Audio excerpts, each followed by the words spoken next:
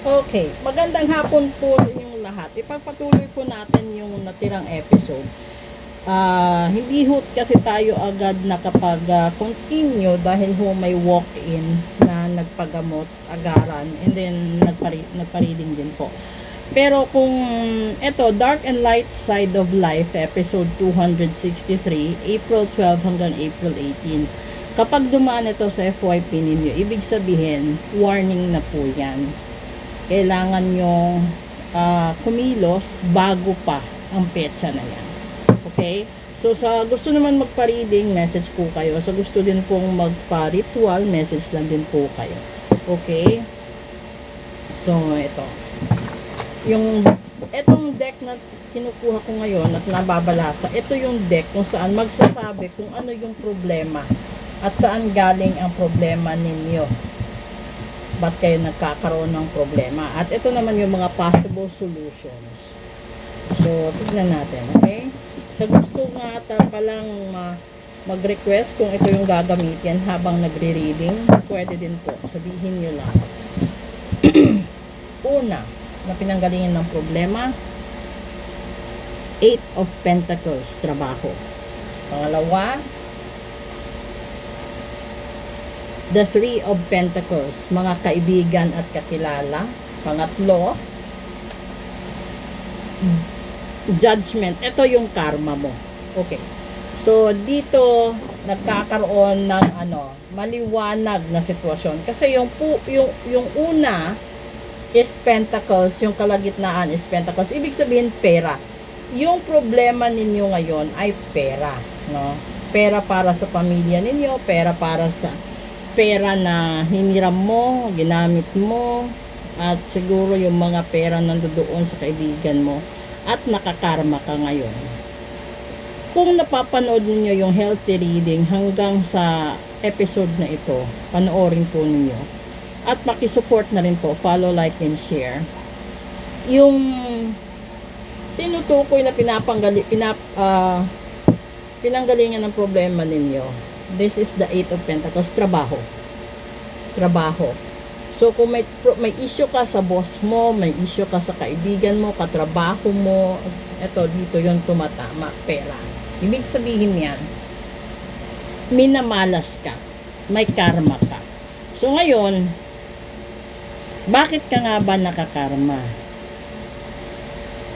Kung meron kang tao na hindi mo pa nababayaran, at malakas yung dasal niya at kapit niya sa Diyos, malakas ang kapit niya sa universe, baka pinabarang, pinakulam, sinumpa ka, or ginayuma ka para kalabanin at malasin ka. Kasi po may gayuma na para kainisan ka at pandirihan ka. May gayuma na para hiwalayan ka, may gayuma na para kalabanin ka ng mga taong dati naman kakampi mo. Ganun po yun. So, dito lumalabas, nakakarma ikaw. Ibig sabihin, dahil lumabas yung karma, may kasalanan ka. May nangyayaring pagsisinungaling along the way, kaya ka nahihirapan ngayon. Tingnan natin yung possible solution. First one, the Page of Wands. Pangalawa, 4 of Cups. And pangatlo, the Empress. Oh, ito yun Kung titignan mo yung sinabi dito sa possible solution, yung Page of Wands kasi, may mga paparating na blessings sa'yo.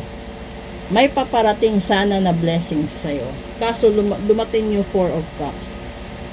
Nagkamali ka ng pinili.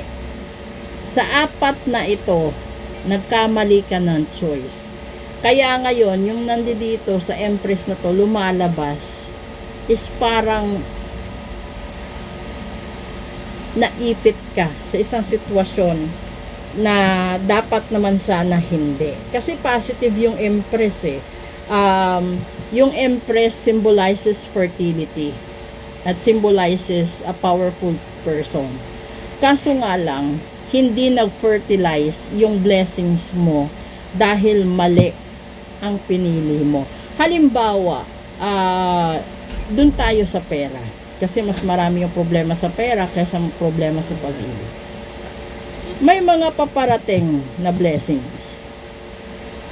Mali yung pinili mo, kaya hindi nag-fertilize or hindi maganda yung resulta. Dito pa lang tignan mo yung problema. This is trabaho, this is your friends na karma ka. So, posible na may mga kakilala ka, kaibigan ka, or may mga tao na dati nang tumutulong sa'yo, no? Yung tinutulungan ka, tapos hindi mo man lang pinahalagahan na sana doon sa pagtulong nila sa'yo, dadami pa sana yung mga magagandang balita. Kaso nga lang, mali ang pinili mong desisyon, mali ang ginawa mo, kaya ngayon hindi siya nag-fertilize dito. Ito isang simpleng warning. Panoorin ninyo yung unang 4 na episodes na binigay ko or na-upload ko dito. Kasi ngayon, kung marami kang utang or marami kang kaaway sa loob ng opisina, trabaho, no? O marami kang mga kaibigan na naiinis sa'yo, karma mo yan. Posible din na sasabihin mo wala ka namang kaaway, pero bakit kanila kinaiinisan? Bakit lahat yata ng dumadating sa buhay mo parang hindi maganda? Posible din yan na baka isa sa mga tao na nakasalamuha mo ay malakas din ang pananampalataya sa kay universe at kay God. Kaya ikaw na karma dahil mali ang desisyon mong napili. Katulad na lang na sinasabi ko kanina, di ba? Kapag ikaw yung nangangailangan ng tulong, tapos tinulungan ka, yung tulong kasi hindi lahat pera. Posible pinagdadasal ka, yung ginaguide ka, yun is mas powerful kasi. Pero ngayon, dito tayo mag-focus. Sa mga taong tumulong sa'yo, baka may isang tao kang tinalikuran at hindi pinagbigyan or hindi nilingon. Dahil ang buong akala mo okay na ang lahat. Kaya mo siya tinalikuran. Paano kaya? Kung ang taong tinalikuran mo, binaliwala mo, kung ang taong hindi mo binayaran, ang magiging sanhi ng buong buhay mong kamalasan.